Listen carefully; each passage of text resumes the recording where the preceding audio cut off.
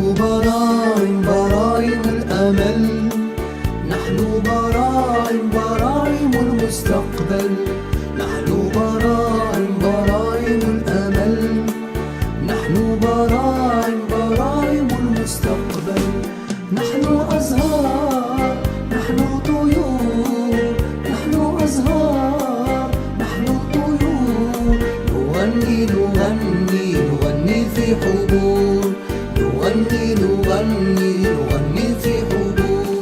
Aujourd'hui, nous sommes à l'orphelinat d'Artifl à Marrakech, justement pour sensibiliser les enfants, éduquer les enfants autour du développement durable, protection de l'environnement.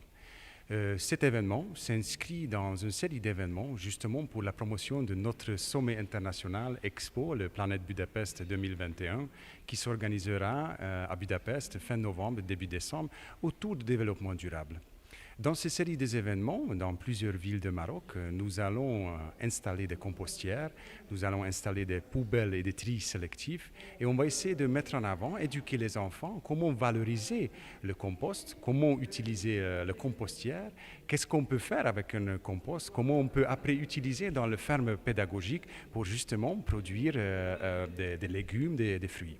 Et aussi, on veut essayer de mettre tout un circuit économique autour de valorisation de déchets ménagers, autour de valorisation de tri sélectif, valorisation de compostage en quelque sorte.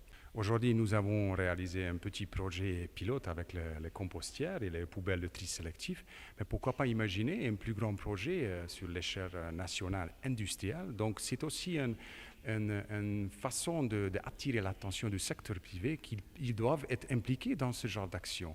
On voit que depuis 2016, à COP22, ici à Marrakech, sous la conduite de Sa Majesté le roi Mohamed VI, le Maroc a atteint beaucoup d'acquis dans ce domaine de développement durable, mais il y a encore beaucoup de chemin de faire.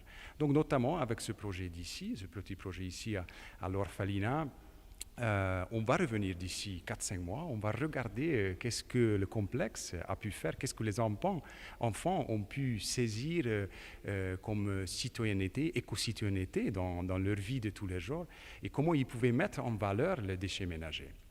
Et à la fin, bien sûr, j'aimerais bien remercier tous nos partenaires institutionnels comme le Wilaya de Marrakech, le Wilaya de Rabat, INRA, ministère de l'Agriculture, ministère de l'Énergie, Mines et l'Environnement, qui est aujourd'hui notre ministère, le ministère de Transition énergétique et le développement durable, bien sûr la préfecture de Skirat Temara, et deux coopératives qui vont aider ces associations, ces actions, vont suivre les projets avec le recyclage de tri sélectif, qui sont l'union de recyclage ici à Marrakech, et bien sûr la coopérative At-Tawafouk à Temara. Donc notamment dans ces séries d'événements, on a réalisé déjà mardi un événement à Salé. Ce matin, on était dans le village de Al-Khouz, dans une petite école primaire, où nous avons mis en place des compostières similaires, nous avons mis en place aussi des tris sélectifs. Et le but du projet, c'était toujours la sensibilisation de l'enfant, toujours l'éducation de la jeunesse, parce que c'est eux qui vont construire leur futur, c'est eux qui vont protéger leur environnement dans le futur. Donc c'est extrêmement important que de tout bas âge, on puisse déjà transmettre ce savoir-faire et surtout transmettre cette conscience que la planète, c'est pour nous tous. Donc moi, je suis extrêmement fier que dans un orphelinat ici à Marrakech, dans une école primaire ou quand même on est dans un petit village, on a pu réaliser ce projet formidable et on a vu que les enfants étaient extrêmement enchantés, s'intéressaient auprès de projets et s'intéressaient auprès de leur futur. هنايا في إطار الأنشطة اللي نظمتها السفارة الهنغارية بتعاون مع جميع المؤسسات من بينها المعهد الوطني للبحث الزراعي. هنا في دار الطفل هنا بمراكش كنقدموا عمليه ديال نتحدثوا على عمليه ديال الكومبوستاج، وهي تحويل النفايات العضويه وتثمينها بطريقه تقنيه الكومبوستاج باش نحولوا منها ماده مغذيه للتربه وتحسين الجوده ديالها، وكذلك كيخلينا نثمنوا هذه النفايات ونحدوا من انبعاثات ديال غازات الاحتباس الحراري، وايضا نساهموا بشكل مباشر في المحافظه على الثروات ديالنا الطبيعيه، تربه، ماء وهواء. اظن انها خطوه جد مهمه، خاصه انها كتهم تحسيس فئه مهمه من المجتمع اللي هي الاطفال.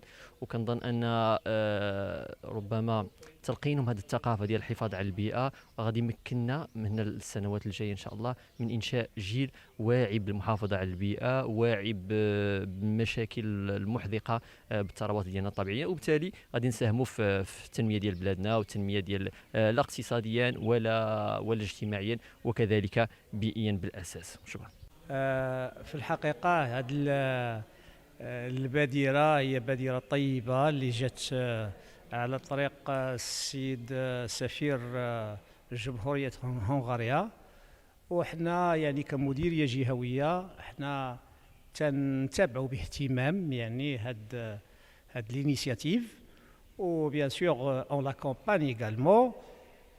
هي يعني بادره اللي كتهم تجهيز ديال جوج ديال المؤسسات التعليميه، واحده في اقليم الحوز والثانيه هي اللي حنا فيها الان في يعني دار الطالب ابن دار الطالب دار الطفل بمدينه مراكش.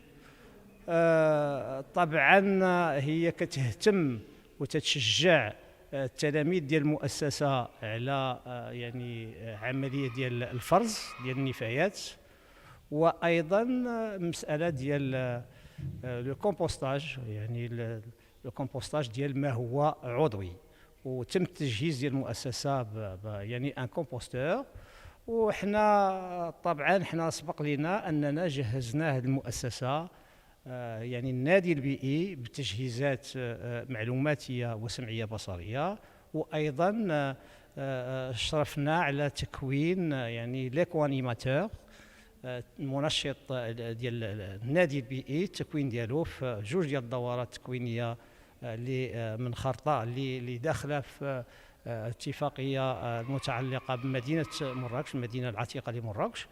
وحنا نتابع وندعم يعني هذه الخطوات اللي تتهم يعني التربيه على البيئه والتنميه المستدامه، علما اننا وقعنا يعني في الاسبوع الفارط يعني اتفاقيه جهويه مع الشركاء ديالنا الترابيين اللي كتهدف لحمايه البيئه والتربيه البيئيه، وتأسيس لجنة جهوية اللي غتسهر على التربية البيئية فيما يخص يعني المؤسسات التعليمية على صعيد الجهة إن شاء الله تعالى.